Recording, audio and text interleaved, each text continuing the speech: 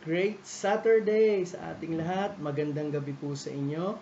At para tapusin po ang araw ng Sabado, I would like to share some scriptures once again from the Bible. At ito po ay mula sa Ephesians chapter 5, verse 25 and 33. Ang sabi po ng alagad ng Panginoon sa pamamagitan ni Pablo, mga asawang lalaki, ibigin ninyo ang inyong asawa gaya naman ni Kristo na umiibig sa iglesia at ibinigay ang kanyang sarili dahil sa kanya.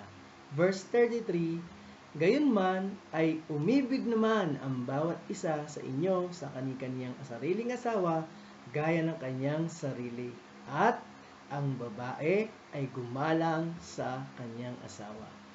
Tonight, before we end Saturday, napakasarap po na pagbulay-bulayan at ibahagi ang salita ng Lord mula sa scriptures na ito.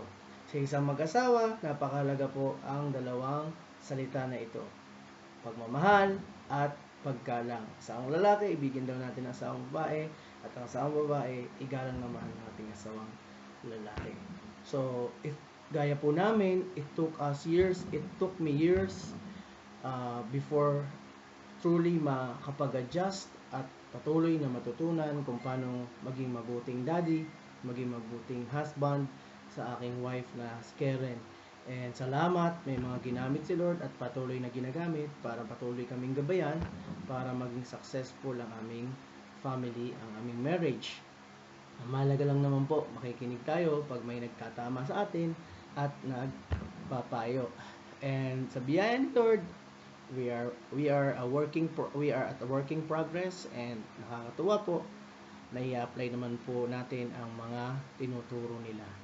Now, balik po tayo sa salita ng Panginoon. Ibigin mo ang iyong asawa, galangin mo ang iyong asawa. So ngayong gabi, share po namin na napakahalaga sa pamilya yung magkaroon tayo ng balancing oras para sa ating mga minamahal.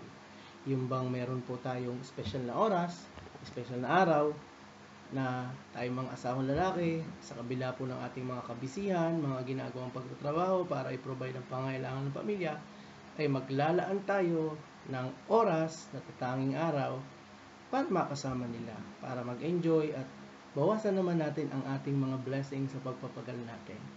So, hindi naman po mahalaga na grande o magastos. Simpleng kasiyahan, simpleng oras na magkakasama tayo ng ating pamilya. Yun po ang mahalaga. So, sa pagmamahal, sa paggalang, napakahalaga po na meron po tayo natatanging araw at oras na i-google natin, iseset po natin ang schedule para sa ating asawa at mga anak. Yan po. And as we end this Saturday, sa pagtulog po namin, may you be blessed sa short video na ito, na yan po, example po ng simple kung paano namin sineselebrate ang araw ng Sabado as my commitment bilang daddy nila sa aking mga anak at bilang husband. Simple and short bonding, and hopefully mapagpala po ang bawat isa sa atin.